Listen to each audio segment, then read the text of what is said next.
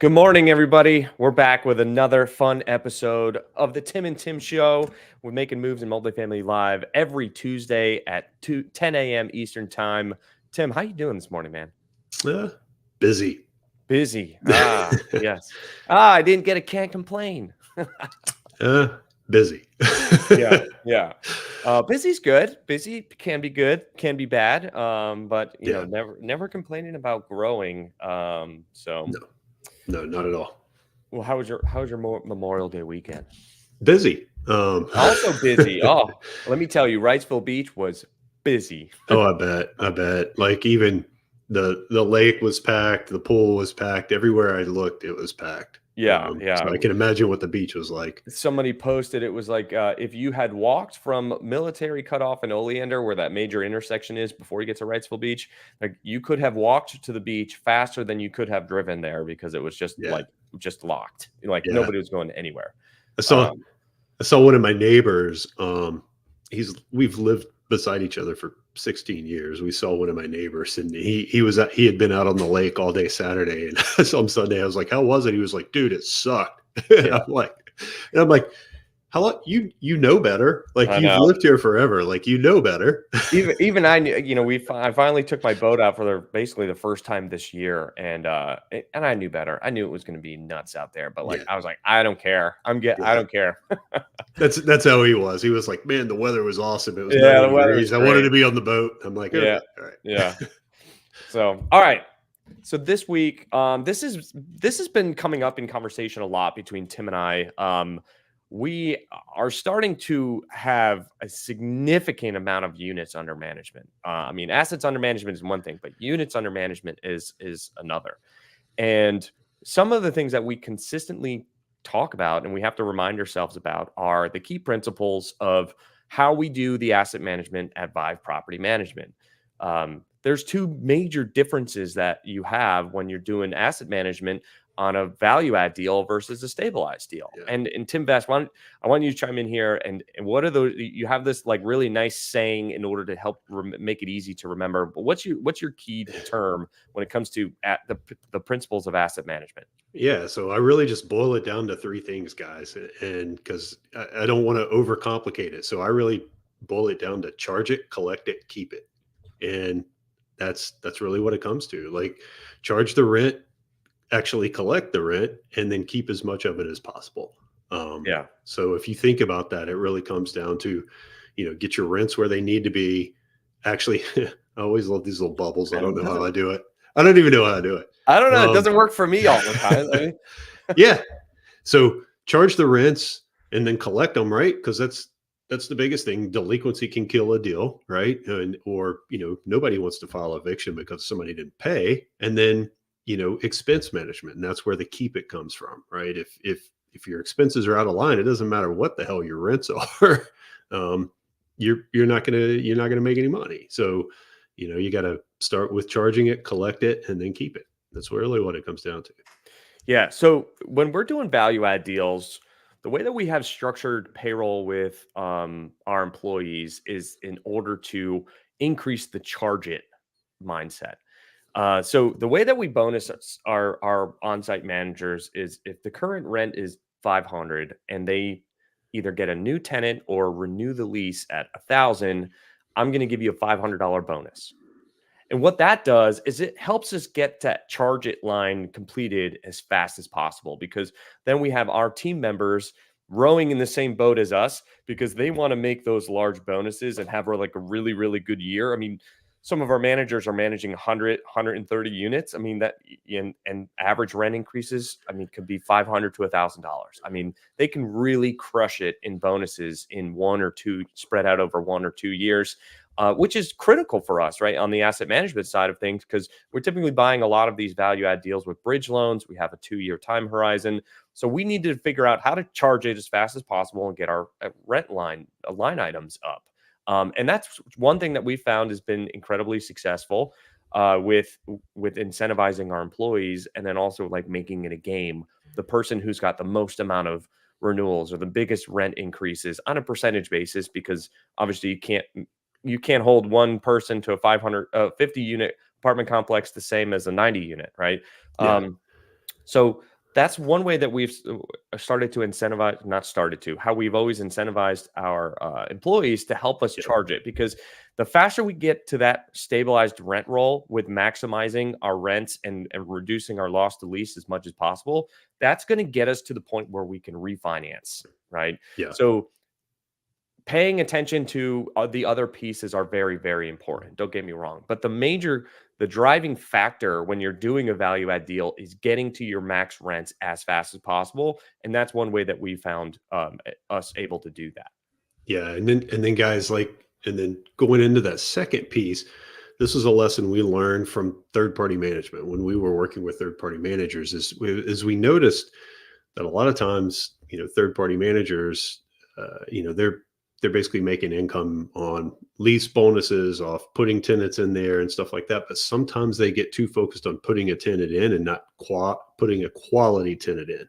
So, for that second piece, we also make sure that the incentivization is there as well with the employee, because we have what's called a delinquency metric. So if they're not collecting at a certain level, they don't get their bonus. Hmm. So and that helps keep them from just putting somebody in order to get that $500 bonus. They need to put somebody in who's actually going to pay, because if they don't, they're not getting that $500 bonus, right? Yeah, and we understand that there's fluctuations in timing with people paying and things like that. So one way that we've tried to make it fair is it's an average delinquency over a quarter, because one month you might have zero Right. delinquency. One month you may get one person that doesn't pay that throws off your ratio. And then, the third month you might have everybody might have that delinquent person prepayment, right? So like it's not like a hard set and fast, like you can run a Right. report and this is your percentage and boom, it's done. You had to be a little bit flexible there on that side of things, but on the leasing bonuses, very easy to calculate, very easy for the managers to understand the potential income that they could make. It works all around. So then we implemented the delinquency bonus, which is like $350 a quarter or something, $300 a quarter. So, well, if your delinquency total, I think, is it? Oh man, I wish we had Crystal here because Crystal manages that part of it. Talk about outsourcing, right? Or Yeah. delegating. I can't remember if it's 3%, or I think it's 3% or less delinquency, average delinquency over the quarter. Then Yeah. you qualify for that $350 bonus. Yeah. And then Uh, and then guys say, listen, like the other thing, this is the beauty of being vertically integrated. And I'm probably getting a little ahead and we'll come back to it. But then we also do, guys, we for like our managers, our regional managers, stuff like that, we also have what's basically called like a discretionary based on the profitability of not the property management company, but our equity company. mhm. So if you guys don't know, Vive Equity owns Vive Property Management. And based on the profitability of that company, Tim and I have a discretionary bonus where we can go back and say, hey, Vive Equity was this profitable. So we're going to share some of that with the employees. And that comes down to the keep it, right? Come the keep it piece, because our profitability, Vive Equity's profitability, is ultimately driven by the value of the properties and how we do on exit, quite frankly. Yep. So Um, then, our upper management, they know the faster that we achieve our stabilized rent rolls, we charge like a flat 5% management fee for our right. properties. So as our income goes up, the property management income goes up, and therefore the profitability of Vive equity goes up. And you see, you got to get everybody rowing in the same boat. And like, Right. truth be told, Tim and I haven't taken a paycheck from this business since we started it. And that's okay, Oh, right? Because we're in the startup phase. We're growing significantly. We're getting a lot of bumps and bruises along the way. We're figuring things out. We're implementing people, processes, and system in order to be more effective and more fluid, and hopefully make everybody's lives a little easier. Has it been easy? Hell no. no, but it has been necessary, right? And that's kind of the glory about being vertically integrated is you can make these changes and you can pivot. But what we're starting to learn is we're getting to such a big size now that we're bigger than most third-party property managers that I know of. Like we manage more of our own units than third-party managers manage of other people's. Mostly, like for the most people that I know. I'm not saying that's everybody, because you do Right. have like enormous property management companies that are managing 10,000 or 20,000 units. That's not us. But the mom and pop property management company, we're we're eclipsing their unit count in management. So it's taking us a whole lot longer to turn the ship. But we still can turn the ship, which is great. It just takes more time because there's more people involved. There's more systems and processes that need to be updated. There's more training for more people. There's more managers. There's more maintenance guys. All of that just takes time, right? So it was crucial that we started with our own properties. I mean, we still only do our own properties, but we started with like 300 or 400 units. And that was like a really solid base to kind of figure everything out. We found out what works, we found out what didn't work, and we're growing and adapting and changing throughout the way. But the asset management side of things is still the same on a big portfolio versus a small one. So Yeah. cutting your teeth on a small one is better because you can pivot more quickly. So then lastly, the third most important piece is managing your expenses and keeping it. Now, I know that when we're doing our value add deals and we're paying a ton of property management bonuses like general and admin expenses. Our general and admin expenses are going to be through the roof the first year because we're bonusing people left and right to get to our goal as fast as possible.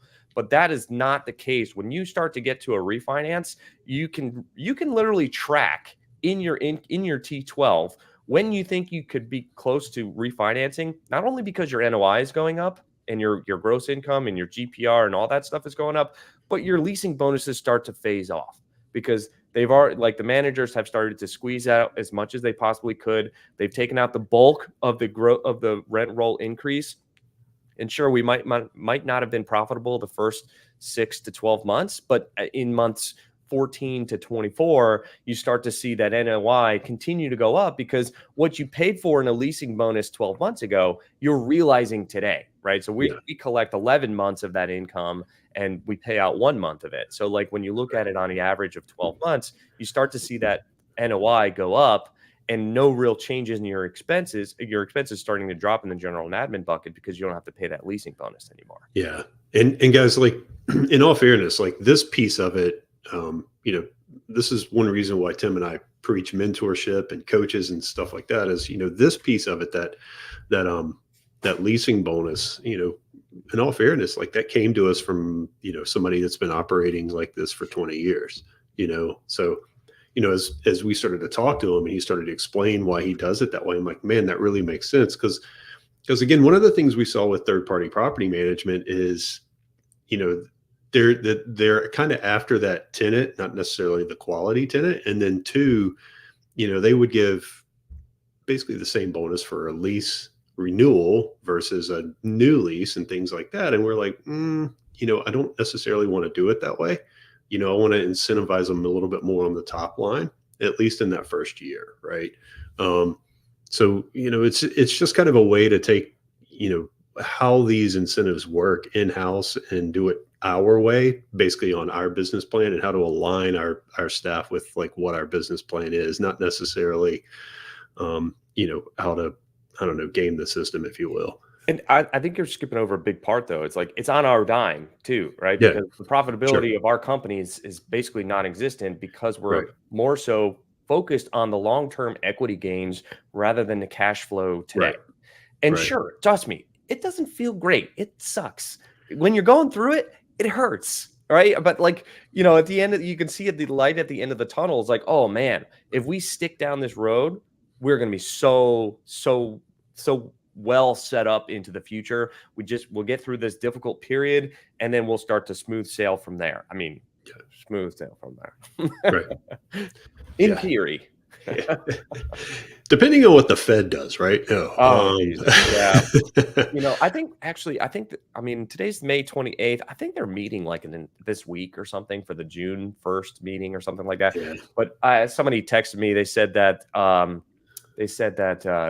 EPI or CPI or one of the acronyms came out and it was like either flat or increased like 0.1%. And he was like, my prediction of this next Fed meeting is they keep the rates the same. And that's basically going to keep with the increase of the CPI. They said that it's basically going to eliminate any possibility for a rate reduction in the future. Because there was like, at one point in time, it was like 70% of people thought we'd have a rate reduction in June or July, and now it's like 0. Yeah, by the way, if you guys, I don't want to get off on this topic, but go read the posts that are coming out lately, because folks, I think we're starting to look at. I think we've got a real chance at looking at something that we haven't seen since the '70s. So we got to be aware of that. Are you talking about Um, your LinkedIn posts? yeah, Okay. um, Yeah, shameless plug for your LinkedIn posts there, 'cause I yeah, read them because I get tagged in them all the time, but I read those, and some of the stuff you come up, man, it's like, that's really thought provoking.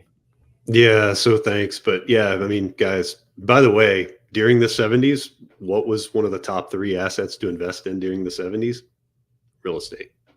So Mm, if you mm. don't, if you want something that actually produces cash flow, that's not gold or energy or commodities, real estate top three. How does gold produce cash flow? That's what I said. If you want something that Oh. does produce cash flow, Yeah, yeah. um, So yeah, Cedric asked a question. He said, "How do you guys find PMs, property managers, in the markets you are in?" So we use blah, blah, blah. We use it's called the Culture Index Survey. It's kind of like a personality trait testing thing, like a disc profile or Enneagram or anything like that. And we utilize that, and we make posts on Indeed. yeah, Man, I was having a brain fart right there. We make posts on Indeed, and we basically analyze all these different personality traits and things, and we hire people based on their yeah, pay range and their character traits and how they match to it. And the other side of it is we own and operate mostly in North and South Carolina, and our VP of Property Management has been doing it in the Carolinas for 30 years. So she's got a ton of connections. So truth be told, a lot of our current managers are previous employees of hers that have reached out and said, "Hey, what job opportunities do you have?" And lo and behold, boom, we got another one, right? yeah. So we've been able to kind of onboard a lot of those people pretty easily, but we're getting to the point now where we have to find all of our managers through third parties, like Indeed, because we were just running out of resources at this point. Yeah, and Cedric, the one of the things we do as well when we're buying properties is we will evaluate the current staff to see if it's somebody we Oh, may good want to point. make an offer to. Um, so, and that doesn't always work out. Like, there's a bunch of stuff that we've purchased in the Carolinas that as we've done due diligence, we kind of talk to the staff and we're like, probably not a fit for our culture. So Mhm. we don't bring them on board, and we go the route Tim's talking about. Um, But in Mississippi, though, we brought on board all of those managers. So yeah, yeah, part of the due diligence process is we do sit down and we interview the on-site managers, and we spend the day walking with them and doing due diligence. And it's kind of different. Correct me if I'm wrong here, but it's kind of different when you sit down and you have an interview. It's very formal, and I sometimes people tell you what they. A lot of times, people tell you what you want to hear, but when you're kind of walking through properties with doing due diligence and walking every single unit, and the current manager is the one that is spending a day or 2 days with you opening every single door. You really get to see how they start to respond to tenants, how they yeah, handle issues, like, because we're seeing the same stuff, they're seeing what I'm seeing. What are they going to do about it? Are they just saying, "Oh well, that looks like a bad unit," or she like, "Hold on, let me document this, let me take out my phone and create a work order to fix this," or whatever, right? I mean, that's a clear indication of how they're reacting to the stuff that they're seeing. That's going to yeah. be an indicator or a tell of who they're going to be as an employee later on.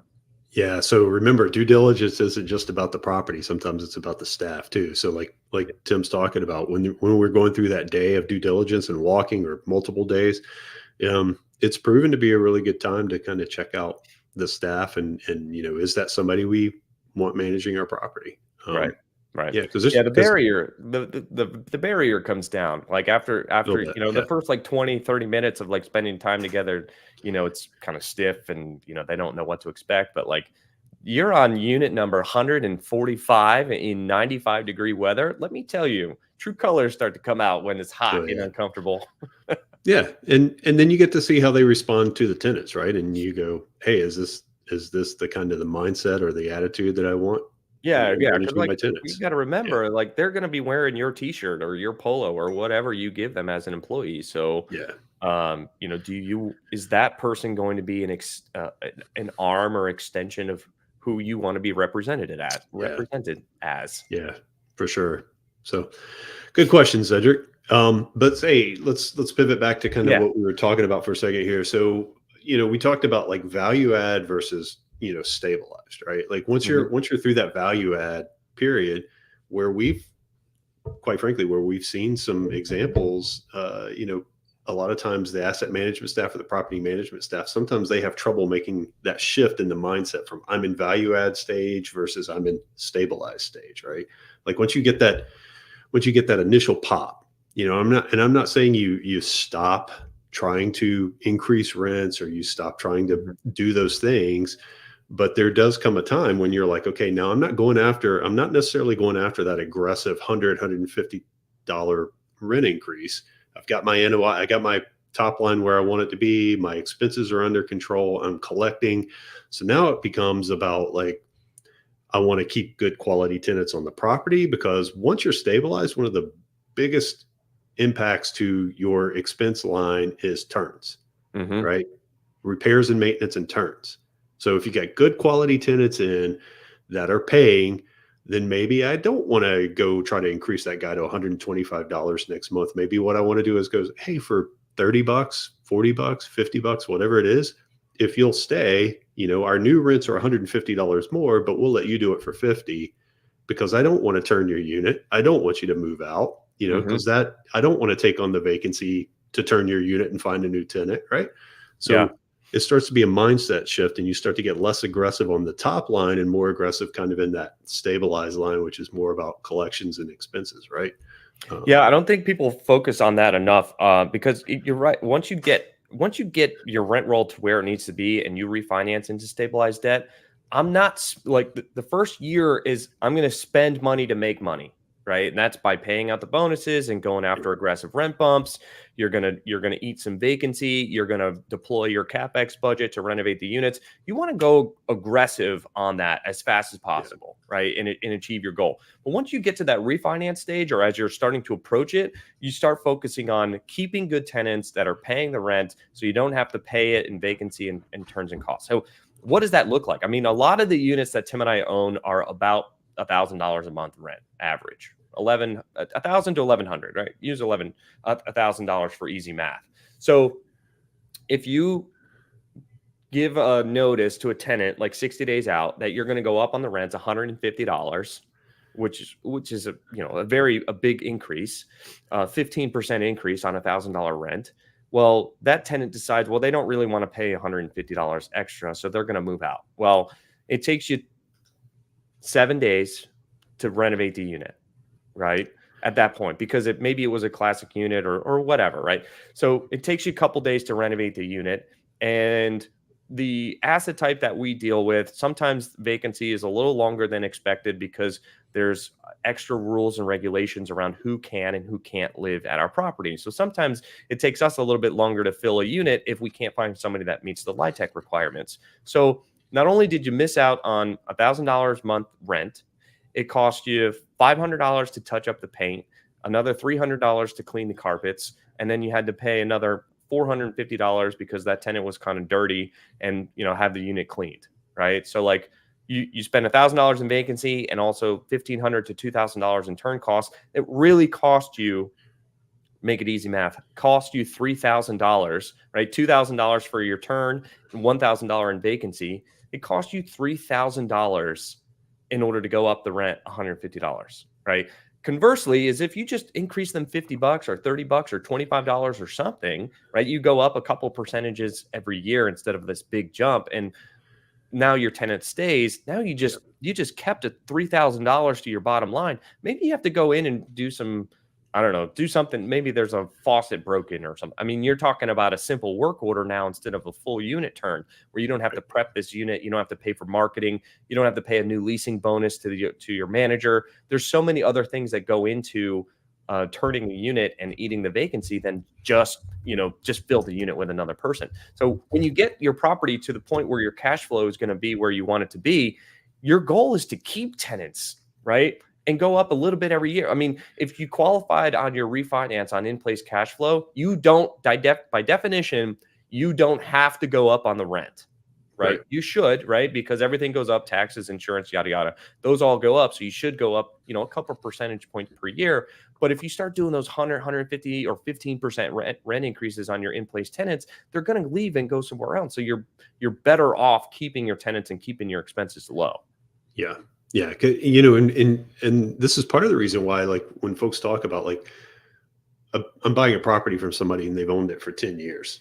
Why are the rents so far under market? Well, Yes. that may be a good reason why, folks, right? Yep. They've gotten to the point where they're like, yeah, I could turn it, but it's going to cost me. It's Yeah. going to cost me more than I make. Right. So there's a value to that, right? And hey, when you come to buy it, hey, there's your opportunity to value add. I would You can I turn was the just about tenants. that's exactly where I was going was, Yeah. we talk about selling with meat on the bone for the next guy all the time. And this is one of the ways that you leave meat on the bone is like you kept good tenants, quality tenants, they're paying very little delinquency. When you go to sell your property, it's going to show very well on your financials. And then if the next person looks at it and says, if I can deploy an extra $5,000 a unit, I'm going to be aggressive in order to capture the loss to lease that they were not aggressive to go after. So now you left something for the next guy to go in and make money as well, which is important. Yeah. It's so important in the life cycle of these apartment complexes. Yeah, and guys, are like, you'll run into folks who, they're later in their career and stuff, and they're like, this property's been easy, man. I just haven't had to touch it. I haven't really had to do anything, and they're just using it to live off of. Yep. And if you find something like that, there could truly be a value add component there for you because they may be 10 years behind on rent raises. Yeah. And I mean, we've seen that quite a lot. I mean, some of the stuff we're buying today, what are the average rent on one of the properties that we just looked at was like $300 a month. Yeah. You didn't have to go up on the rents. No, Didn't care. Yeah. So guys, it's just that, it's kind of like, you got to look at these things, right? It's like, and it's not easy for everybody to realize, right? We see it all the time. Like they stay in the value add phase. They stay in it. And it's like, well, why can't I refi my property, or why can't I pay my new debt or whatever? It's like, because you're constantly trying to value add. Right. And that it can be so exhausting when you're constantly under the gun, under the pressure like that, because like as a real estate guy, I want it the first 1 to 2 years. I know it's going to be painful. I know it's going to be stressful. That's how we create money. That's how we create equity. That's how we make ourselves and our investors money. But then after that point, it's like, okay, well then, I'm mentally done with that part of this deal. Now I want it to just operate more efficiently, a little bit more on autopilot than it did before. And this is how we're going to do that. And that's how you start to stack the unit count, because not every single unit in your portfolio needs that level of attention to detail.